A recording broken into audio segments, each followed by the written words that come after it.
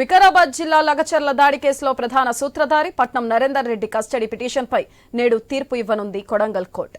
పోలీసులు 5 రోజులు కస్టడీ కోరగా కస్టడీ అవసరం లేదని పట్నం తరపు అడ్వకేట్ లక్ష్మణ్ వాదించారు. కుట్ర కోణంలో పట్నం పాత్రపై దర్యాప్తు చేయాల్సి ఉందని పీపీ కోరారు. ఈ పిటిషన్పై ఎటువంటి తీర్పు వస్తుందా అని బీఆర్ఎస్ కాంగ్రెస్ నేతల్లో ఉత్కంఠ నెలకొంది.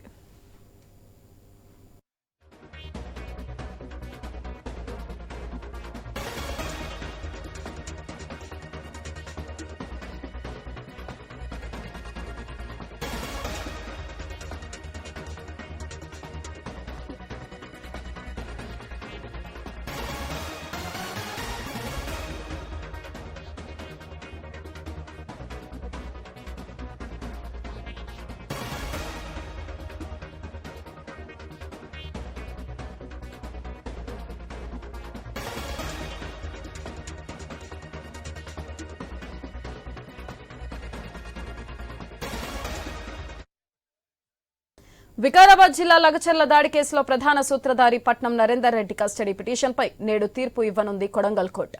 పోలీసులు 5 రోజులు కస్టడీ కోరగా కస్టడీ అవసరం లేదని పట్నం తరపు అడ్వకేట్ లక్ష్మణ్ వాదించారు. కుట్ర కోణంలో పట్నం పాత్రపై దర్యాప్తు చేయాల్సి ఉందని పీపీ కోరారు.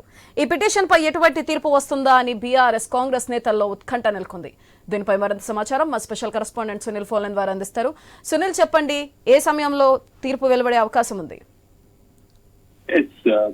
ఈ రోజు కొడంగల్ కోర్టులో లగచర్ల ఘటనలో A1 గా ఉన్నటువంటి పట్నం నరేందర్ రెడ్డి కేసు సంబంధించి తుది తీర్పు వెలువడనుంది. నిన్న కస్టడీకి సంబంధించి పోలీసులు వేసిన కస్టడీకి సంబంధించి విచారణ జరిగింది.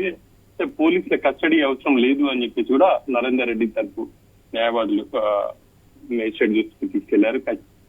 కానీ ప్రభుత్వ న్యాయవాదులు మాత్రం ఖచ్చితంగా పిటిషన్ సంబంధించి తాము కస్టడీ ఇవ్వాలి అని చెప్పేసి కూడా కోరారు. 5 రోజుల కస్టడీ ఇవ్వాలి అని చెప్పేసి కూడా నిన్న వాదించారు. ఆ మేరకు తీర్పును ఈ రోజుకి వాయిదా వేసింది. దానికి సంబంధించి ఈ రోజు కొడంగల్ కోర్టు ఏం చెప్పబోతుంది న్యాయమూర్తి అనేది చూడాలి. కస్టడీ 5 రోజులు ఇస్తారా, లేకపోతే కస్టడీ తగ్గించి అంటే 3 రోజులు కానీ 4 రోజులు కానీ తగ్గించి ఇస్తారా అనేది చూడాలి. మరి ఒకవేళ కస్టడీకి ఇస్తే మాత్రం పోలీసులు చెల్లపల్లి జైల్లో ఉన్నటువంటి పట్నం నరేందర్ రెడ్డిని అదుపులోకి తీసుకొని ఆ మేరకు విచారించబోతున్నారు. ఇంకా ఈ కేసులో 2వ నిందితుడిగా ఉన్నటువంటి సురేష్ సంబంధించి కూడా పోలీసులు కస్టడీ పిటిషన్ వేసే అవకాశం ఉంది. వేరువేరుగా పిటిషన్లు దాఖలు చేయబోతున్నారు.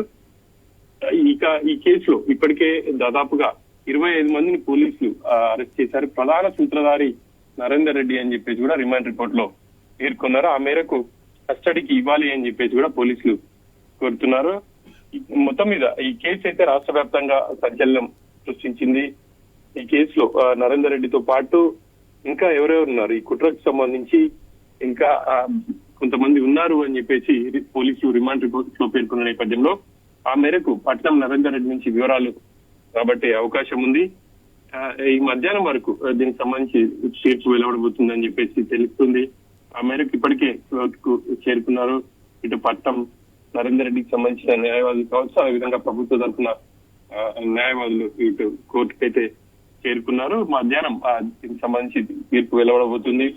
పట్నం నరేందర్ రెడ్డిని పోలీసులు కస్టడీకి ఇస్తే మాత్రం ఈ రోజు పోలీసు అదుపులోకి తీసుకొని పరిగి పిఎస్కి తరలించే అవకాశం ఉంది. అక్కడ ఆయన్ను విచారించబోతున్నట్టుగా కూడా చెప్పుకోవచ్చు. మొత్తం మీద అయితే ఈ కేసులో పట్నం నరేందర్ రెడ్డిని పోలీసులు A1 గా చేర్చడంపై బీఆర్ఎస్ నేతలు బగ్గుమంటున్నారు. ఇప్పటికే వాళ్ళు పెద్ద ఎత్తున ఈ లగచర్ల ఘటనకు సంబంధించి ఫిర్యాదులు కూడా చేస్తున్నారు. జాతీయ ఎస్టీ కమిషన్ ఫిర్యాదు చేశారు. రాష్ట్రపతి సంబంధించి రాష్ట్రపతి భవన్ లో కూడా లగచర్ల బాధితులను తీసుకెళ్లి అక్కడ ఫిర్యాదు చేయడం జరిగింది. ఒకవైపు ఈ లగచర్ల ఘటన పూర్తిగా కుట్రపూరితంగా జరిగింది, ప్రభుత్వం తమ వైఫల్యాన్ని కప్పిపుచ్చుకోవడానికి తనపై కేసు నమోదు చేసింది అని చెప్పేసి కూడా నిన్న కోర్టుకు తీసుకొచ్చిన సందర్భంలో నరేందర్ రెడ్డి వ్యాఖ్యానిస్తున్నారు. ఖచ్చితంగా తాను నిర్దోషిగా బయటకు వస్తాను, న్యాయస్థానాలపై తనకు నమ్మకం ఉంది అని చెప్పేసి కూడా ఆయన కీలక వ్యాఖ్యలు చేశారు. ఏది ఏమైనప్పటికీ ఈ కేసులో తనను A1 గా చేర్చడంపై ఆయన తీవ్ర స్థాయిలో అభ్యంతరం కూడా వ్యక్తం చేస్తున్నారు. ఖచ్చితంగా రేవంత్ రెడ్డికి సంబంధించి ఆయనను ఇక్కడి నుంచే ఆయనపై వ్యతిరేకంగా పోరాటం చేస్తానని చెప్పేసి కూడా పట్నం నరేందర్ రెడ్డి నిన్న చేసినటువంటి వ్యాఖ్యలు చూసాం. మరి ఈ రోజు ఆయన కస్టడీకి సంబంధించి మరి కాసేపట్లోనే కొడంగల్ కోర్టు ఎటువంటి జడ్జిమెంట్ ఇస్తుంది అనేది చూడాలి Sudhadri. Right, thank you Sunil.